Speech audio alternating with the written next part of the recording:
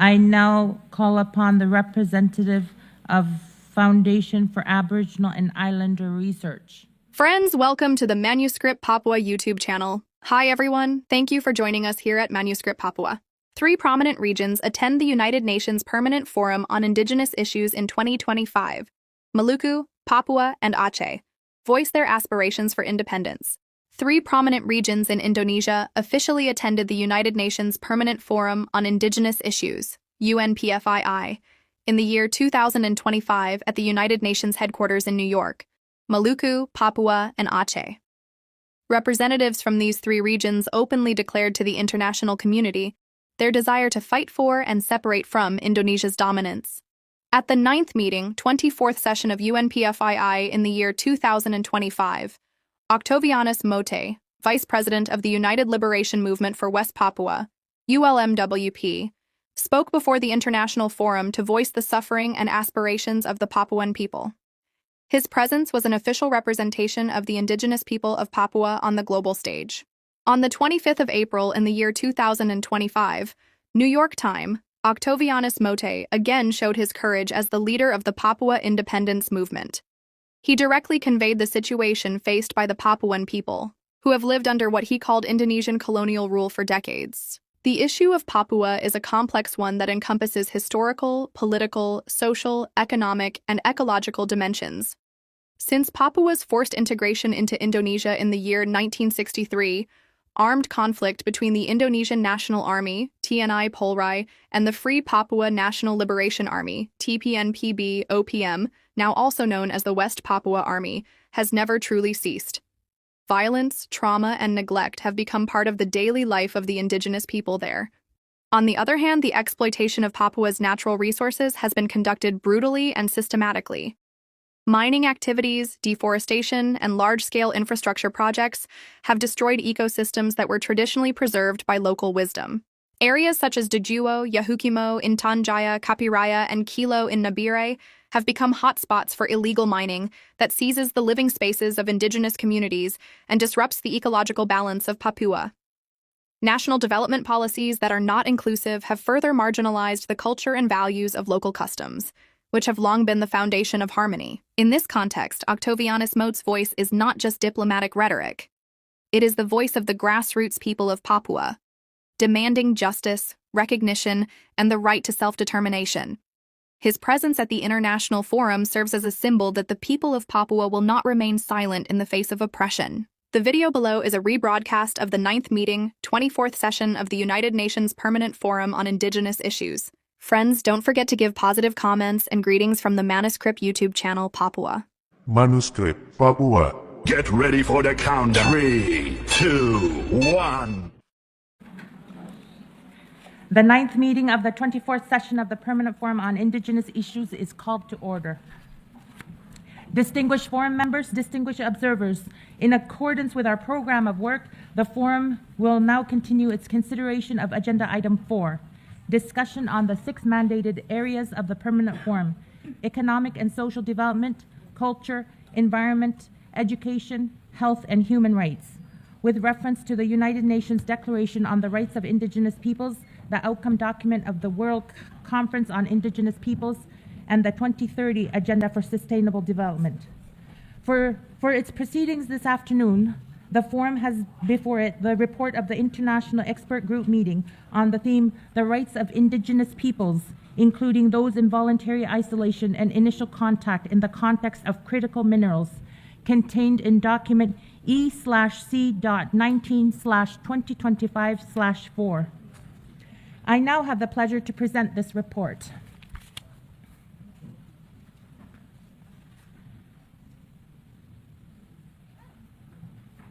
The International Expert Group meeting on the themes of Indigenous peoples, including those in voluntary isolation and initial contact in the context of critical minerals, was held in December 2024.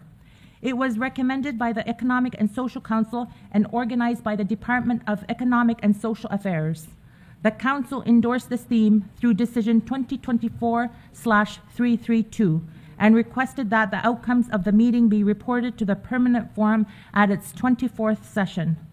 The meeting brought together experts, including indigenous experts from across the socio-cultural regions, as well as PAHO, the Working Group on Business and Human Rights, the Secretariat of the Minamata Convention on Mercury, United Nations Environment Program, the Global Program on Environmental Crime, United Nations Office on Drugs and Crime. The chairperson of the expert mechanism on the rights of indigenous peoples and members of the forum attended the discussion. The expert group meeting culminated in a report containing highlights of the 3-day discussion and tangible and urgent recommendations addressed to UN entities, states, governments, the private sector, and multinational corporations. The meeting's recommendations contain an emphasis on the need for indigenous peoples' full participation in decision-making, the adherence of states, governments, the private sector, and multinational corporations to free, prior, and informed consent, and stronger mechanisms for amplifying the voices of indigenous peoples in policy decisions.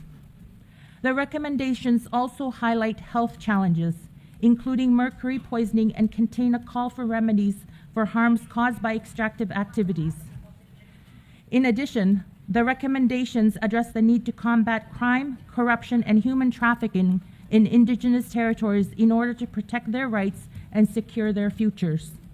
The report also provides concrete and critical recommendations that are focused specifically on safeguarding the health and well-being of indigenous peoples in isolation and initial contact by emphasizing that any form of forced contact must be prevented and prohibited, and that their cultural and economic survival must be ensured.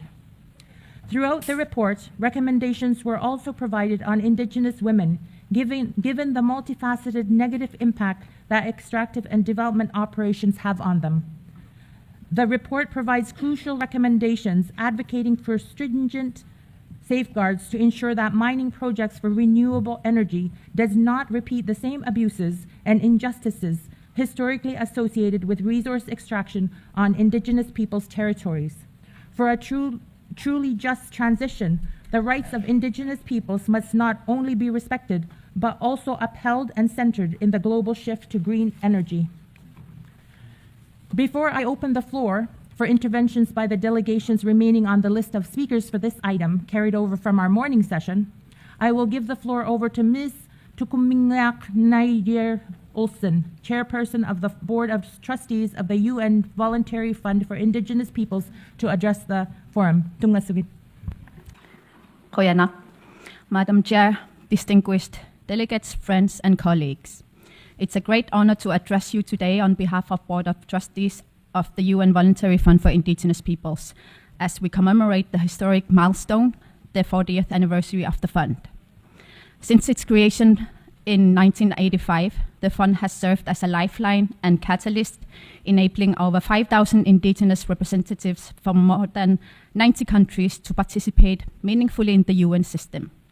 What began as a modest initiative have grown into a vital mechanism that ensures indigenous peoples are not only present, but influential in global policy spaces.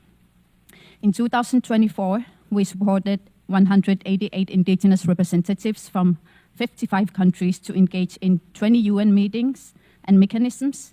These individuals included 100 women and 6 LGBTQI+ representatives, each bringing deeply rooted knowledge, lived experience, and collective priorities into international dialogue. These are not just numbers. They represent the transformation of marginalized voices into advocates who are shaping global standards on human rights, environment, and sustainable development. But the impact of the fund extends far beyond travel support. It's about building power and capacity. In the past year, the fund facilitated 17 training sessions, 15 virtual and 2 in person, reaching over 2,500 indigenous leaders across all 7 sociocultural regions. These trainings cover key UN processes, such as Human Rights Council, UNFCCC climate negotiations, and are tailored into empower indigenous participation at every level. None of this work happens in isolation. Our training programs and outreach efforts are made possible through strong partnerships with indigenous organizations, civil society, and UN agencies. We are especially grateful for allies like Niatero, DOSIP, Project Access, IPRI, and UNDP for co-organizing and co-delivering high-quality cultural relevant trainings that prepare Indigenous advocates to engage effectively on global stage. Despite the fund's growing relevance and impact, we face a stark challenge. Demand has far outpaced resources. In 2024, the fund received more than 6,000 applicants for support, but could only fund participation for fewer than 3% of them. That means over 97% of qualified Indigenous applicants, many of them defending their communities from land disposition, climate change, and cultural erosion, could not be supported. Madam Chair, this must change. Indigenous peoples are at the forefront of solution to the world's greatest challenges, yet they are underrepresented in the very spaces where those challenges are being addressed. This is why today I issue a heartfelt appeal to member states, philanthropic partners, and the international community. Help us match the scale of this demand with the resources it deserves. We are deeply grateful for our 2024 donor governments, Australia, Canada, Estonia, Mexico, New Zealand, Norway, Peru, and the Philippines for their continued support. This year, we also welcome new partnerships with philanthropic allies such as Christensen Fund, Niatero, bringing new energy ideas and solidarity into the fund's mission. When Indigenous voices are heard, the world changes. Let us ensure that the next 40 years of this fund are even more transformative than the last. Koyana, thank you. Koyana, I thank Ms. Olsen-Leiberth for her statement. Distinguished delegates, we shall now hear from the delegations remaining on the list of speakers under this item, carried over from our morning meeting. We will continue to rotate statements among observers, and the representatives of Indigenous peoples' organizations are reminded to raise their hand when called so that the sound engineer can identify them and activate their microphone. I would emphasize again that participants must sit only on the seat that bears their country's name or that is designated for them. Participants sitting on a seat that is not designated for them would immediately be removed. If you are given the floor and you have difficulty finding an empty seat with a microphone to deliver your statement, please inform one of the conference officers on the table at the back of the room, and they will be happy to assist you. Observers delivering statements are requested to send a copy of their statement to estatements@un.org before their intervention with the name of the meeting, the speaker's name, and the agenda item clearly indicated in the subject line and the heading of the statement. This will facilitate interpretation and proper documentation. All speakers are reminded to observe the time limit of 3 minutes, keeping in mind that their microphone will be automatically cut off after 3 minutes. Please do not applaud after an intervention because this also takes time. Speakers are further reminded to deliver their statements at a reasonable speed to ensure that the interpreters are able to do their best possible in interpreting what you are saying. I now give the floor to the representative of Estonia. Chair, distinguished representatives of Indigenous peoples, ladies and gentlemen, I'm honored to reaffirm our commitment to advancing the rights of Indigenous people. Estonia continues to work to ensure that those rights are respected and upheld globally in accordance with international law and standards. In this regard, we welcome this year's theme of the Permanent Forum. It is essential to evaluate the progress made in advancing rights of Indigenous peoples across different regions and countries. Despite progress in some parts of the world, we see regress in others. Chair, Estonia remains steadfast in its commitment to advancing the rights of Finno-Ugric peoples, to which Estonia itself belongs. Unfortunately, Russia keeps on marginalizing Finno-Ugric and other Indigenous peoples in its territory. They erode their identities while subjecting them to torture and threats. They are labeling Indigenous organizations as extremists, foreign agents, or undesirable.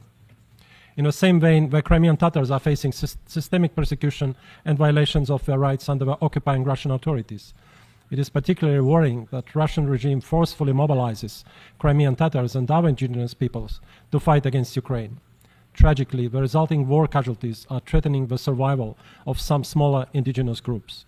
Chair, Estonia highly values international exchange and collaboration, including through UNESCO, to ensure that indigenous languages are protected from extinction.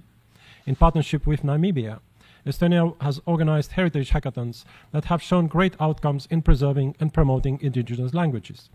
As a digital nation itself, Estonia uses technology platforms aiming to support the preservation of indigenous languages.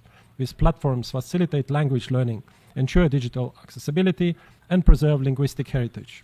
Chair, Estonia stresses the importance of ensuring meaningful participation of indigenous peoples, particularly women, in decision-making processes. Active involvement of indigenous women in policies that involve them is crucial, including in tackling challenges such as climate change. To conclude, Estonia firmly supports the mandate of a special rapporteur and the expert mechanism on the rights of indigenous peoples, and will remain committed to activities of a permanent forum. I thank you. I thank the representative of Estonia for their statement. I now call upon the representative of WHO. Thank you. The World Health Organization congratulates Aluki Kotierk, the newly appointed chair of the Permanent Forum, and welcomes the reports on health and well-being produced by Forum members. WHO is committed to advancing the health and well-being of indigenous peoples worldwide, recognizing the unique strengths, challenges, and rights of indigenous communities. WHO has been mandated by the World Health Assembly to develop a global plan of action on the health of indigenous peoples. As part of this process, WHO is committed to actively engaging with indigenous peoples to ensure that their expertise, knowledge, and perspectives inform the global plan. In February this year, the Pan American Health Organization facilitated the first engagement with indigenous leaders and representatives of ministries of health in the Americas region to provide direction for an initial draft of the global plan of action. As we move forward, WHO is committed to ensuring that this process is guided by human rights principles and that indigenous-led solutions are central to improving the health and well-being of indigenous peoples globally.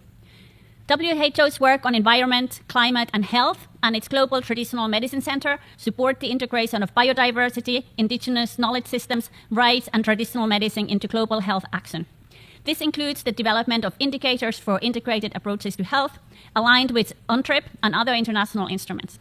Building on the first WHO Global Workshop on Biodiversity, Traditional Knowledge and Health, indigenous-led recommendations were launched at the 16th meeting of the Conference of Parties to the Convention on Biological Diversity. WHO will organize a series of workshops on biodiversity, traditional knowledge, traditional medicine, and to identify priorities across the 7 sociocultural regions, with initial results expected for the second Global Forum on Traditional Medicine in 2025. WHO also showcased indigenous leadership in a new report on nature-based solutions for health, emphasizing the need for indigenous stewardship in conservation and health. The Global Plan of Action on Climate Change and Health, to be presented to the World Health Assembly this year, recognizes indigenous knowledge in shaping solutions. WHO looks forward to continued collaboration with the Permanent Forum and indigenous peoples around the world as we strive to develop health solutions that are rights-based and that honor and integrate indigenous perspectives on health and well-being. Thank you.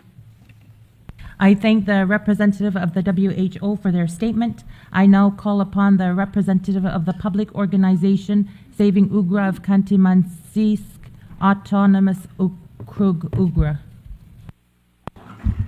Уважаемый председатель, я представляю 3 коренных народа Югры в Западной Сибири в России. Реализация культурных и языковых прав имеет ключевое значение для сохранения идентичности, духовности, достоинства, экономики и образа жизни коренных народов. Наша организация придает большое значение сохранению и документированию материального и нематериального культурного наследия, защите культуры и ненадлежащего использования. В Югре действует закон о защите святилищ и развитии креативной экономики. На федеральном уровне принят закон о защите нематериального этнокультурного достояния. Это позволяет коренным народам работать в составе комиссий по формированию реестра нематериального наследия и участвовать в управлении наследием. Наша организация уделяет большое внимание сохранению традиционных знаний и обрядовых праздников, связанных с традиционной хозяйственной деятельностью, охотой, оленеводством, рыболовством, сбором дикоросов. В частности, созданы электронные ресурсы объектов фольклора. Восстановлен традиционный обряд «Медвежьи игрища». 53 живых обычая обряда ремесел внесены в реестр. Мы озабочены тем, что туристический бизнес и бизнес в целом искажает нашу культуру и может использовать ее элементы ненадлежащим образом. В Югре, на Камчатке, в Мурманской области организации коренных народов разрабатывают этические стандарты консультаций ассоциаций с коренными народами и использования их культуры в туризме. Мы должны играть главную роль в управлении наследием. Наши народы создали ассоциацию учредителей родных языков. Мы продвигаем концепцию этнокультурного образования и вовлечения знатоков языков и культуры в работу школ. Лоббируем финансовое стимулирование учителей родных языков. Просим постоянный форум обобщить инициативы коренных народов по управлению их культурным наследием и разработать практические рекомендации для бизнеса по защите и надлежащему использованию элементов культуры коренных народов. Просим форум приветствовать принятие международного договора ВОИС о защите генетических ресурсов и ассоциированных традиционных знаний, а также вместе с ВОИС разработать рекомендации по приемлемой с культурой точки зрения цифровизации языков и культуры коренных народов. Благодарю за слово. I thank the representative of the public organization Saving Ugra of Khanty-Mansisk, Autonomous Ugra. I now call upon the representative of Vietnam. Thank you, Madam Chair. Vietnam acknowledges the unique and distinct identity of indigenous people. At the same time, we recognize that the concept of indigenous people must be understood in ways that are respectful of each country's specific historical and cultural context. In the context of Vietnam's unique history, all ethnic groups are native to our land and have coexisted harmoniously for generations. As such, we promote inclusive development, cultural identity preservation for all, while avoiding categorization that might inadvertently foster division, exclusion, or hierarchy among communities. Madam Chair, Vietnam has made sustained efforts to protect and promote the rights of its 54 ethnic groups through a comprehensive legal and policy framework. The Constitution guarantees equality and non-discrimination for all citizens, while specific legislation such as the law on ethnic minorities and the law on belief and religion reinforces this protection. National development strategy prioritize ethnic minority areas, aiming to close socio-economic gaps through inclusive policy and targeted support. The government has implemented wide-ranging programs focused on education, healthcare, and infrastructure. Bilingual education is promoted to preserve linguistic heritage, while cultural center and museum protect and share traditional knowledge and practices. These efforts reflect Vietnam's commitment to ensuring that ethnic minorities fully participate in the country's development while maintaining their unique identities. In conclusion, Vietnam remains steadfast in its commitment to constructive dialogue in promoting the rights of indigenous people. We emphasize the need for approaches that honor the diverse historical and cultural context of all member states. I thank you. I thank the representative of Vietnam for their statement. I now call upon the representative of Organización de los Pueblos Indígenas de la Amazonía Colombiana, OPIAC.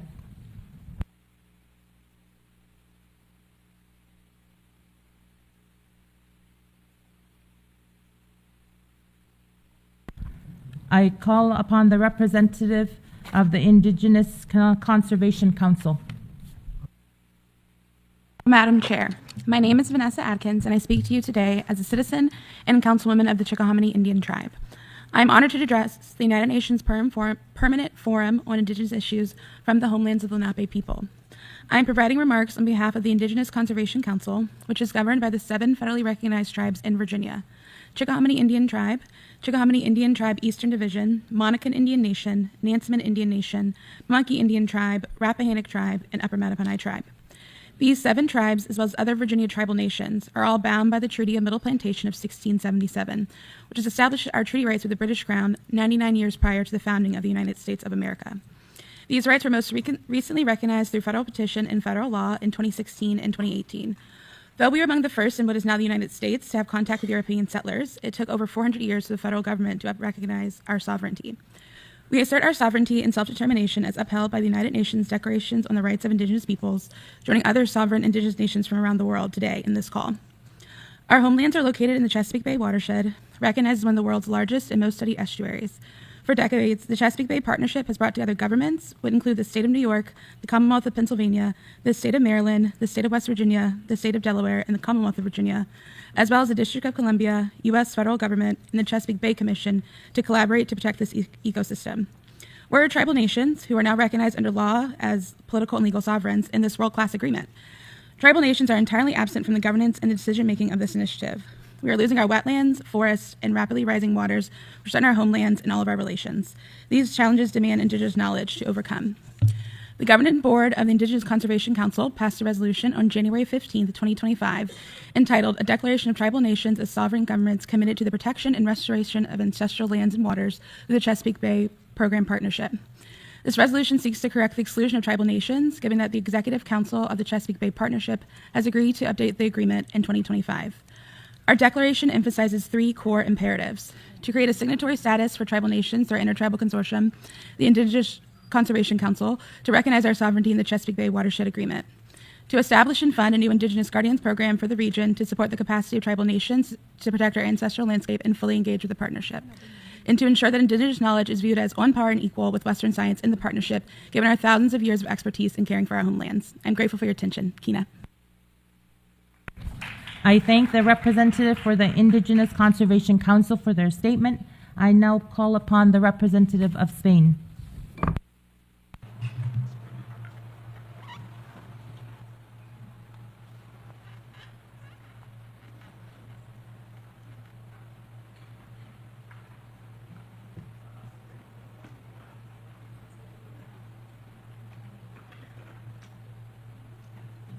I call upon the representative of Parbatya Chattogram Jana Samhati Samiti PCJSS.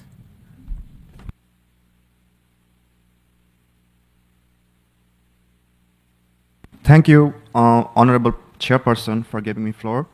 The United Nations Declaration on Rights of Indigenous People and the 2030 Agenda for Sustainable Development could be the milestone for the betterment of the indigenous peoples, and it has proven effectiveness in many cases or situations, and in other cases it is fruitless because of the ill motive of the government, ruling people's unwillingness, religious obstruction, or fundamentalist resistance, etc. Such circumstances can be observed in the case of the situation of the Chittagong Hill Tracts indigenous Juma peoples in Bangladesh. All the 6 mandated areas of the Permanent Forum in the Chittagong Hill Tracts, or CHT of Bangladesh, have been stuck due to the government's inaction, general people's poor perception, religious fundamentalist pressure, and the Bangladesh military's intervention. If the mandated areas are taken care of and the government would provide all necessary measures, protection, enhancement, and speeded up steps, the CHT indigenous peoples could have appreciated profoundly, and at the same time, the country could have achieved an international recognition in human rights. You may be aware that Bangladesh made an agreement or an accord called the CHT Accord with the indigenous people of the CHT in 1997. Now, as it is 2025, the implementation of the accord still remains incomplete, which is unfortunate. The signatory party of the accord has demitted and fled the country for its dictatorial attitude, and now the new interim government is very aware of the CHT situation and has power to do something for the betterment of the CHT indigenous Juma peoples. It also has acknowledged on the 6 mandated areas of the UN for indigenous peoples that gave rights to indigenous peoples, which include development, cultural, and traditional rights for their survival existence. On January 15, 2025, when the indigenous people were going to the National Curriculum and Textbook Board, NCTB, in Dhaka to protest for not erasing the word indigenous from the textbooks, they were attacked by a group of Bengali settlers under the banner of Students for Sovereignty, who are against the interest of the indigenous Juma people. In the incident, at least 20 indigenous people were injured, including 7 seriously injured ones. The present interim government has shown its attention by arresting 5 accused, though 3 were released on bail. The indigenous people expect that interim government. I thank the representative of PCJSS for their statement. I now call upon the representative of Islamic Republic of Iran. Thank you, Madam Chair. Indigenous peoples are sources of traditional knowledge of their societies and the protector of their ancestral lands, which are intrinsically tied to their culture and identity. They make significant contribution to the world and to their communities through the generous sharing of traditional knowledge and preserving biodiversity, that the latter one is also a critical component in limiting climate change. As the echoes of their ancestors' whispers fade into the silence of neglect, it is imperative that we listen to the voices of indigenous peoples, amplifying their stories and struggles to truly uphold the spirit of the UNDRIP. They are facing obstacles such as displacement, disposition of their lands and resources, illegal encroachment and destructive extraction, violence, and structural discrimination. In countries like Canada and the United States, indigenous peoples face discrimination in the legal system and are more likely to be killed by law enforcement. The socio-economic situation of IPs in these countries has not significantly improved, with issues such as overrepresentation in child welfare and correctional systems, addiction, homelessness, and becoming missing or murdered. In this line, we must also recognize the plight of Palestinians as the true indigenous peoples of the Palestinian territories, who have been subjected to decades of illegal occupation and genocide by the Israeli regime, and their right to self-determination has been infringed. Iran actively engages with the Permanent Forum on Indigenous Issues and calls for the accountability of such countries who historically share the highest burden of discrimination against indigenous communities. It is time for countries to acknowledge their past wrongdoings and take concrete actions to address the structural racism and intergenerational trauma caused by colonialization and discrimination. Madam Chair, regarding the report under this agenda item on the impact of colonialization and armed conflict on indigenous people's rights, we would like to express our serious concern regarding paragraph 18, which makes a questionable link between unilateral coercive action against the Islamic Republic of Iran and their disproportionate impact on indigenous peoples. We must clarify that Iranians have inhabited in this land for thousands of years, and the indigenous peoples of this land, we are all affected by the negative impacts of UCM imposed by the US. This is a reality that underscores the far-reaching consequences of such measures for the entire population. We call upon the Forum and its esteemed members to refrain from imposing their interpretations of IP's rights on member states that do not legally recognize indigenous peoples within their territories. I thank you, Madam Chair. I thank the representative of Islamic Republic of Iran. I now call upon the representative of Foundation for Aboriginal and Islander Research.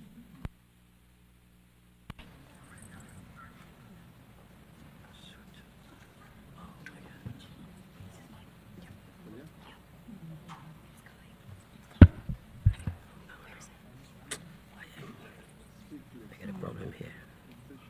Oh my Lord. That's right.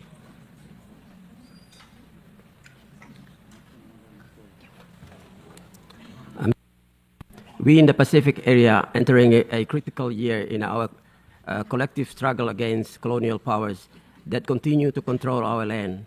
In West Papua, under that same colonial logic, our people are facing genocide, ethnocide, and ecocide. They are not just our word. They are backed by academic research, human rights organization, United Nations Human Rights Charter, and treaty bodies, as well as acknowledged by various UN Special Rapporteur. At the very roots of the colonialism in West Papua is racism. The report published this year by Human Rights Watch explain that since Indonesia take over West Papua May 1st, 1962, a nation of Indonesia, not government, but the nation of Indonesia, practicing racism against West Papuans people.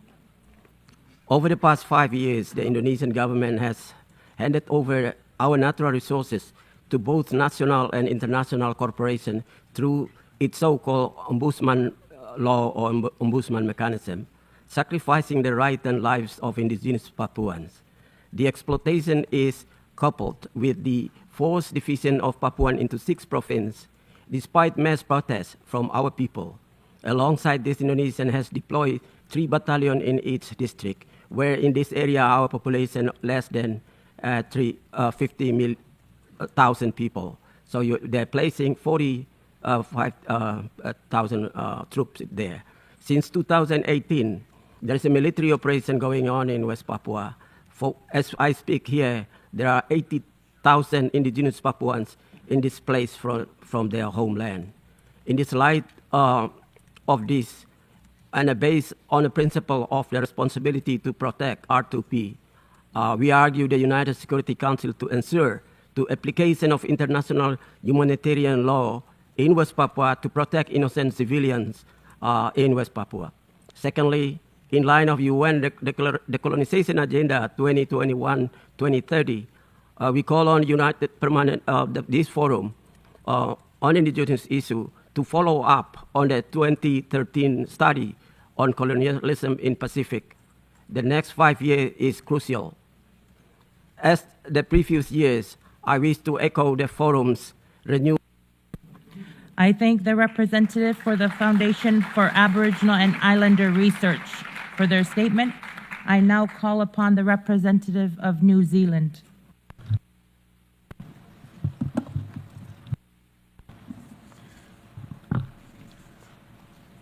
tēnā koe and greetings, Chair, and I thank you for the floor. Chair, the New Zealand Government supports the economic development of Māori as part of its overall strategy to enhance economic growth in New Zealand and improve opportunities for all. The contribution of Māori to New Zealand's overall economic growth is significant and increasing.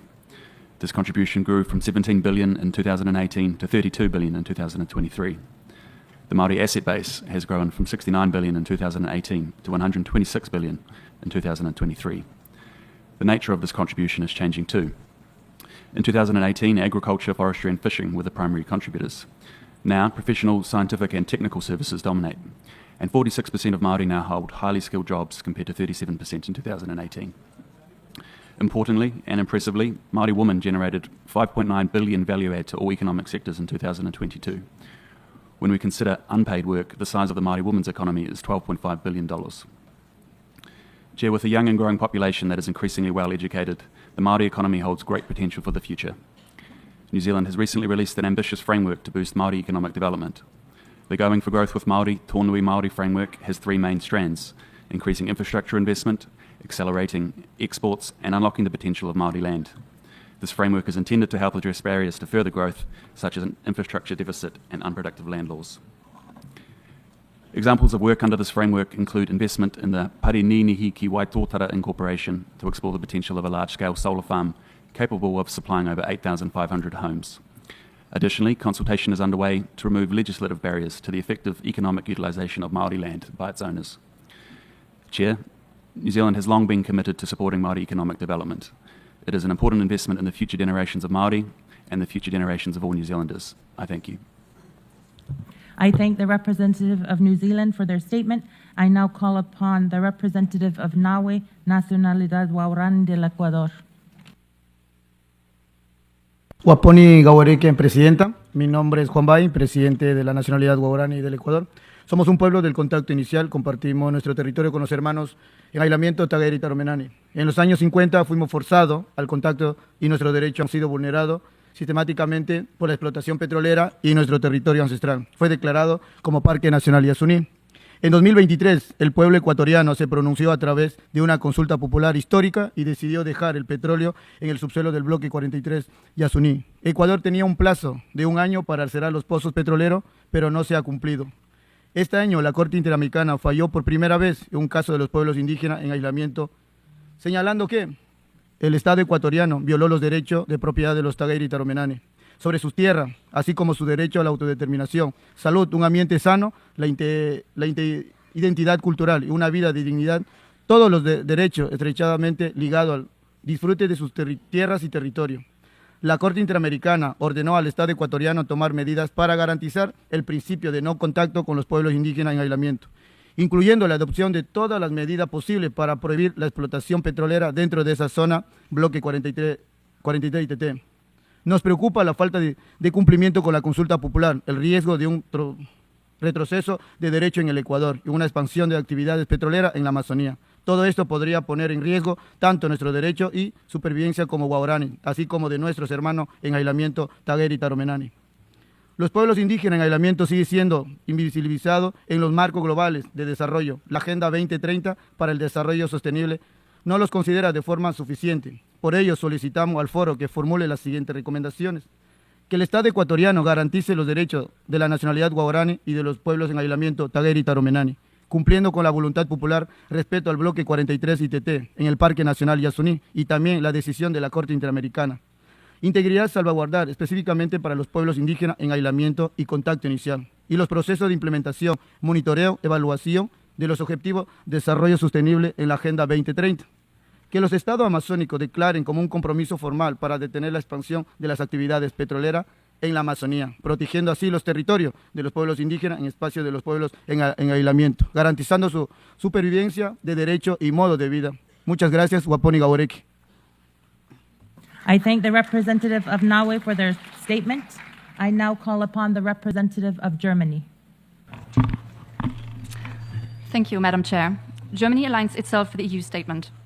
We thank the Permanent Forum on Indigenous Issues for convening this session, and we are grateful for the opportunity to participate. Germany remains firmly committed to the United Nations Declaration on the Rights of Indigenous Peoples and the International Labour Organization Convention on Indigenous and Tribal Peoples, which we ratified in 2021, both serving as key normative frameworks guiding our foreign and development policies. It is crucial that representatives of indigenous peoples, especially women and children, can meaningfully participate in decision-making processes as equal partners in order to secure their rights to land, territories, and resources. Indigenous peoples are key partners in achieving sustainable development. Their traditional knowledge systems, cultural heritage, and deep relationship with the land offer invaluable contributions to climate action, biodiversity conservation, and sustainable resource management. Yet, indigenous peoples continue to face systematic discrimination, land dispossession, habitat destruction and pollution, and violations of their human rights. The Sustainable Development Goals cannot be achieved if indigenous communities are marginalized or excluded.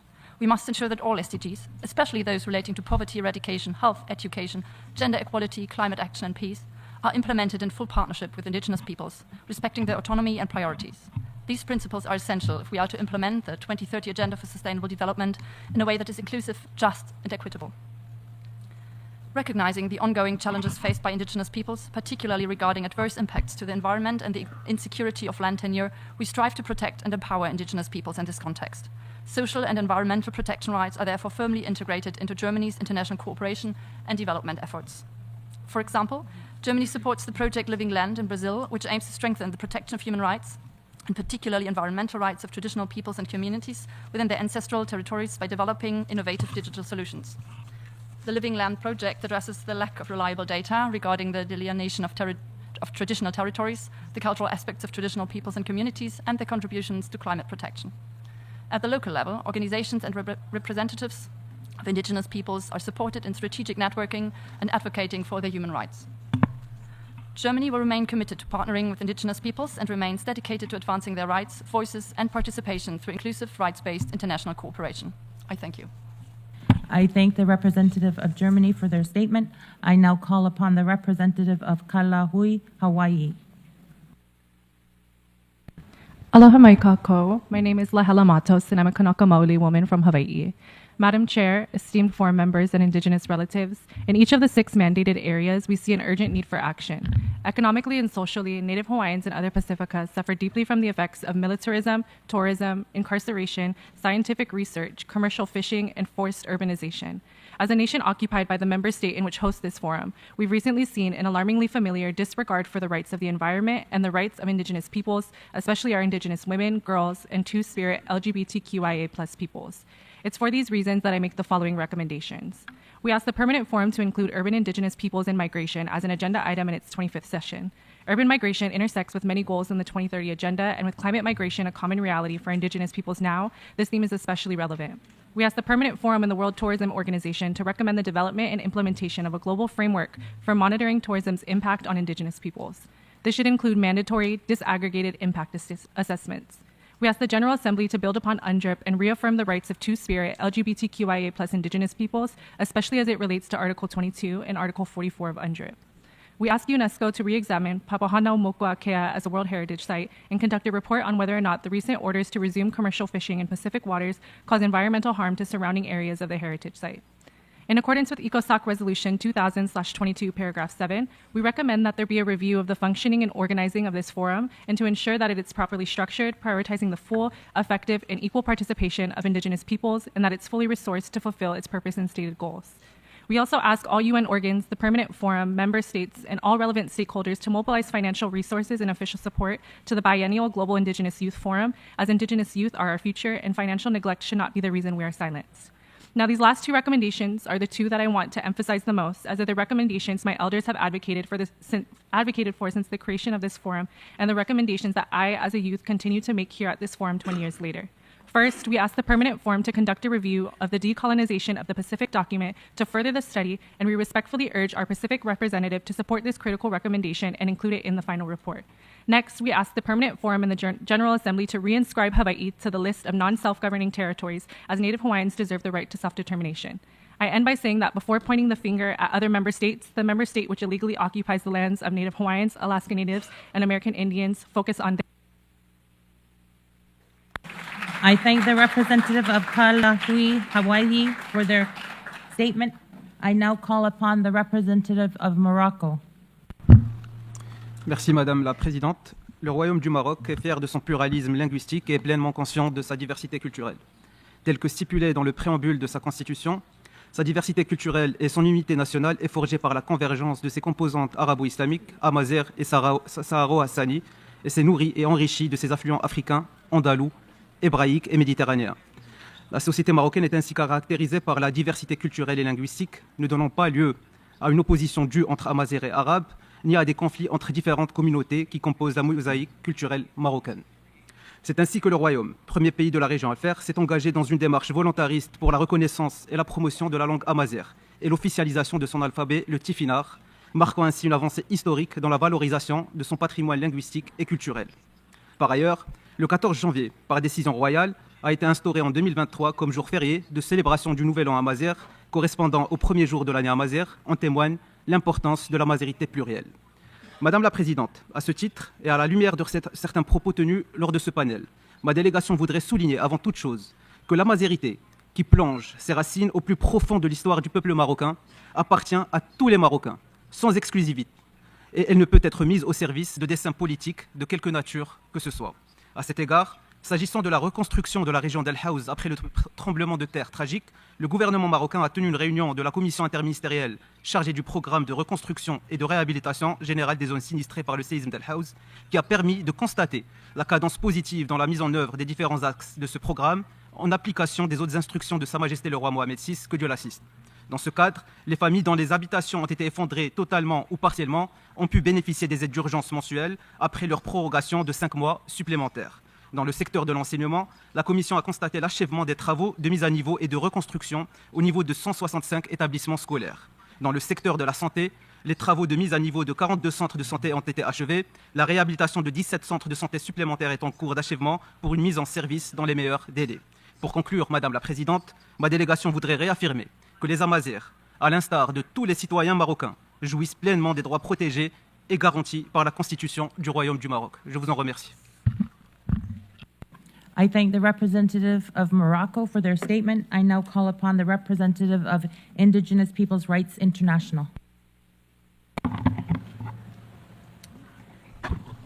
Tansei Amawashte, the Indigenous Peoples' Rights International strongly denounces the continued exploitation of Indigenous territories for mining of critical minerals without the protection of our free, prior, and informed consent.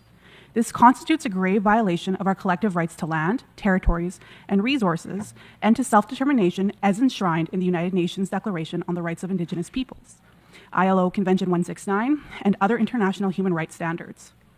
Last August, the International Council on Mining and Metals, ICMM, adopted a revised mining policy statement on Indigenous peoples. Indigenous peoples engaged in good faith in the process. But, despite repeated strong opposition to the draft statements, ICMM failed to uphold Indigenous peoples' rights to say no or withhold our consent as part of their right to free, prior, and informed consent.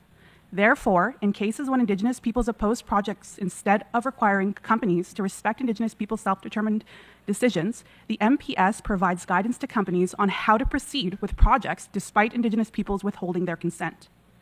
Last year, 4 major mining associations, the Copper Mark, ICMM, the Mining Association of Canada, and the World Gold Council, launched the Consolidated Mining Standard Initiative with the aim to consolidate their different, voluntarily responsible mining standards into one global standard.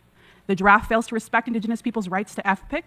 We, the Indigenous Peoples' Rights International, and other various organizations have expressed strong opposition on the proposed draft of the Consolidated Mining Standard Initiative. These business associations represent a large percentage of the world's mining industry. ICMM alone represents a third of the global mining industry, and it is profoundly concerning that these associations only pay lip service to respecting rights, including FPIC, but not in action in terms of respecting the collective decision of Indigenous communities, including the right to say no. And lastly, we know that these decisions and continued ignorance leads to increased armed conflicts, forced evictions, gender-based violence, and criminalization and other acts of violence. To ensure this, we recommend to legally require and properly implement free, prior, and informed consent, FPIC, including the right to say no as a mandatory condition for approving mining licenses and establishing independent mechanisms to monitor compliance and resolve conflicts. And 2, recognize and protect Indigenous land rights and customary tenure systems, including through mapping, titling, and legal recognition of Indigenous people's customary lands before any extractive activity is considered. Pinamaya. I thank the representative of the Indigenous Peoples' Rights International for their statement. I now call upon the representative of Josor, Forum des Femmes Marocaines. السيدة الرئيسة، السادة الحضور، راكم المغرب منجزات متعددة لتدبير الهوية الأمازيغية كثقافة أصيلة، تأكيدا أن التنوع الثقافي يعزز الوحدة الوطنية والتنمية. وتوج هذا المسار بجعل الأمازيغية لغة رسمية في الفصل الخامس من دستور 2011. في خطوة قوية تم اعتماد رأس السنة الأمازيغية عيدا وطنيا مدفوع الأجر. جاء القانون التنظيمي 26/16 ليؤطر تفعيل الطابع الرسمي للأمازيغية ويوضح سبل إدماجها في التعليم، الإدارة، العدالة، الإعلام والثقافة. فتم تعزيز حضور الأمازيغية في الإعلام من خلال إطلاق قنوات وإذاعات وبرامج ناطقة بها. وساهمت الهيئة العليا للاتصال السمعي البصري في ترسيخ مبدأ العدالة كجزء من الخدمة العمومية من خلال مراقبة التزام المؤسسات الإعلامية بالتنوع في اللغة والمحتوى وتمثيل مختلف فئات المجتمع. سنة 2001 تم إحداث المعهد الملكي للثقافة الأمازيغية كمرجع علمي وثقافي أساسي في صيانة وتطوير اللغة الأمازيغية ووضع المعاجم وتكوين المدرسين ودعم الإنتاج الثقافي والفني. يلعب هذا المعهد دورا محوريا عبر العمل الأكاديمي والشراكات مع الجامعات والمؤسسات الثقافية. السيدة الرئيسة، لا يمكن الحديث عن حقوق الشعوب الأصلية دون التطرق إلى المساواة الحقيقية لتكريس العدالة الاجتماعية كالمكسب الذي حققته النساء السلاليات واللواتي كن محرومات لعقود من حقهن في الانتفاع من الأراضي الجماعية. بفضل نضالات المجتمع المدني وبالتعاون مع المؤسسات الوطنية يسمح لهن الآن بالاستفادة من حقوقهن. السيدة الرئيسة، التزام المملكة المغربية الثابت بقيم التنوع الثقافي والعدالة الاجتماعية والاحترام الكامل لحقوق الشعوب الأصلية كما هي منصوصة عليها في الإعلان العالمي لحقوق الشعوب الأصلية، تنبع من قناعة وطنية عميقة مفادها أن الديمقراطية لا تكتمل إلا بتثمين جميع مكونات الهوية المغربية. السيدة الرئيسة، إذا كنا هنا لنقول ما لا يسير كما يجب فلا بد أن نتحلى أيضا بشجاعة الاعتراف بما تحقق. إذا كنا هنا نقول ما لا يسير كما يجب فلا بد أن نتحلى أيضا بشجاعة الاعتراف بما تحقق وأن نحتفل به لا بوهم الاكتمال بل بإيمان الاستمرارية. فالخطوة إلى الأمام لا تعني نهاية الطريق بل مسؤولية جديدة للمراقبة للتصحيح وللإكمال. ولا زالت هناك تحديات. I thank the representative of Joseph Forum des Femmes Marocaines for their statement. I now call upon the representative of the Aboriginal Family Legal Services. Thank you, Madam Chair. My name is Amber Eagle Hayward, and I'm a proud Noongar woman from Western Australia representing Aboriginal Family Legal Service. What I'm going to talk about is nothing new. It's been heard hundreds and hundreds of times before. I hope you hear us now. Domestic violence is an ongoing crisis for far too many Aboriginal women in Australia. It's not just statistics, it's a lived experience of our mothers, sisters, aunties, and daughters. It's a crisis that demands action.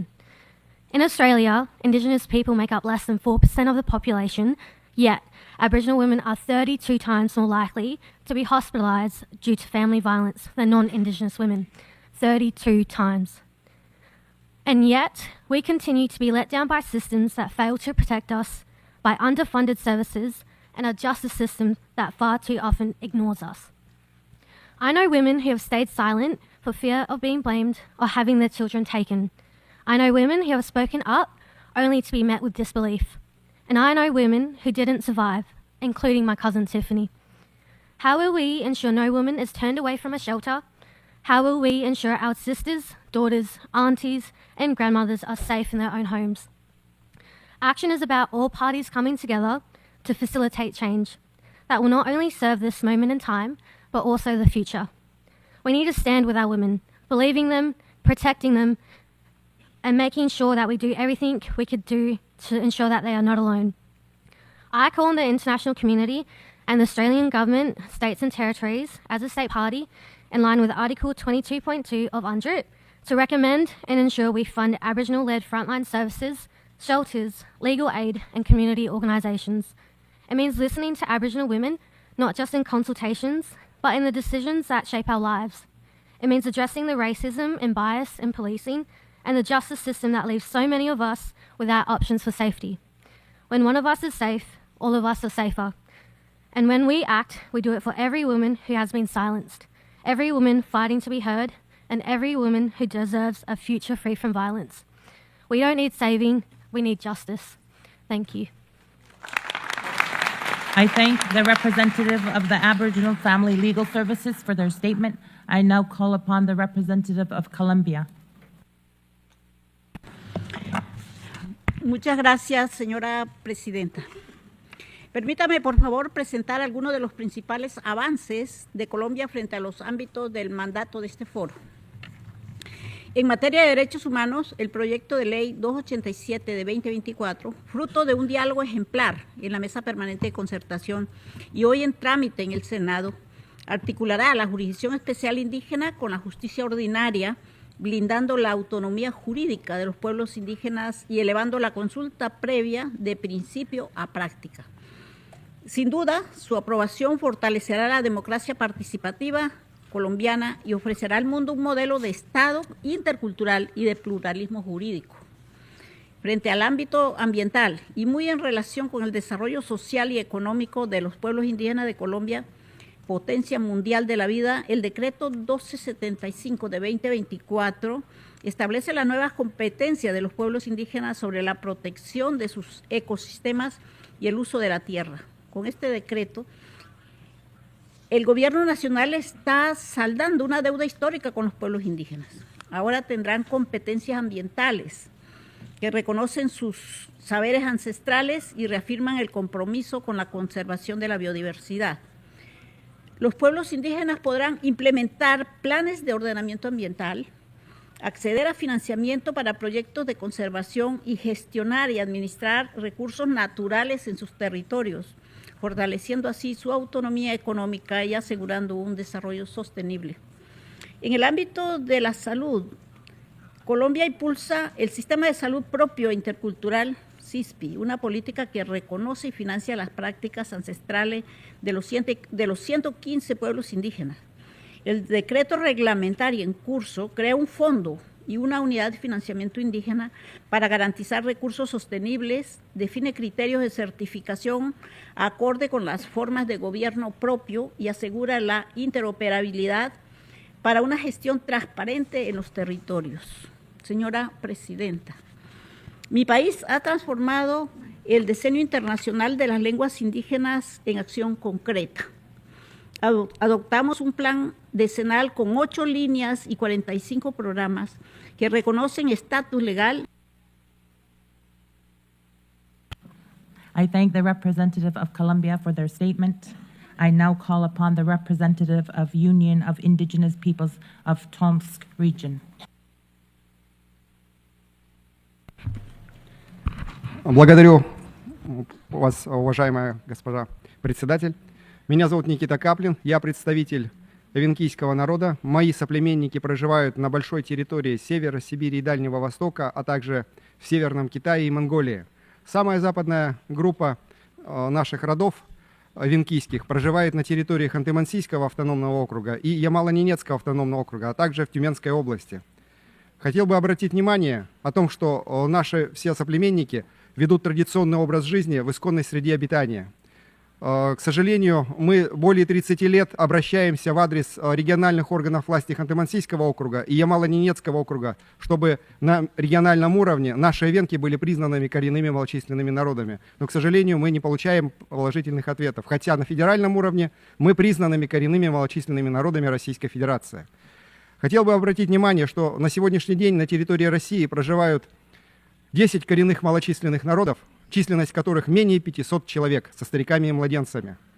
5 лет назад мне удалось через Верховный суд России закрепить за народом Кито территорию традиционного природопользования. Это очень сложный и длительный процесс, но, по крайней мере, мы одному коренному малочисленному народу, самому маленькому, мы помогли это сделать.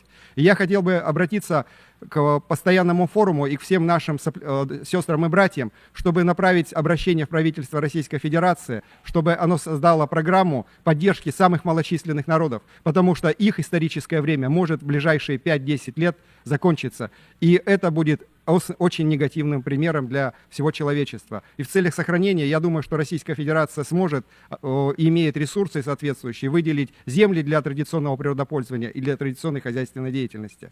И еще хотел обратить внимание, что нам необходимо объединить усилия также здесь на международном уровне, поддержать и другие самые малочисленные народы, так как их выживаемость – это главный показатель и сохранение их культуры и языка – это главный критерий оценки